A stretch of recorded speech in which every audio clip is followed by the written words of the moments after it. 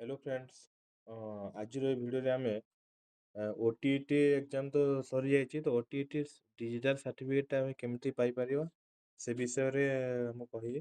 ତ first of all ଆମେ first ଯିବା ୱେବସାଇଟ୍ରେ ଆଉ ଏଠି bsc.odisha.ac.in ac.in କଲେ ହିଁ ଖୋଲିବ।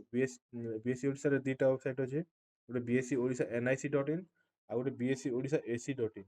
ତ BSc ଓଡ଼ିଶା ac.inରେ କ୍ଲିକ୍ କଲା ପରେ ଦେଖିବେ ଏମିତି ଏମିତି ଇଣ୍ଟରଫେସ୍ ଯୋଉଟା ଆସିବ ସେଇଟା ହିଁ ଡାଉନଲୋଡ୍ ଲିଙ୍କଟା। ଆଉ ତଳେ ଯିବେ ଦେଖିବେ ଏଠି ଗୋଟେ ଲାଟେଷ୍ଟ ଅପଡେଟ୍ ଅଛି। ଲାଟେଷ୍ଟ ଅପଡେଟ୍ରେ ରିଡ୍ ମୋରରେ କ୍ଲିକ୍ କଲା ପରେ ଦେଖିବେ 12/2/2026ର ଅପଡେଟ୍ଟା ଏଇଟା download digital certificate for OTET 2025। ଏଠି କ୍ଲିକ୍ କରିବେ।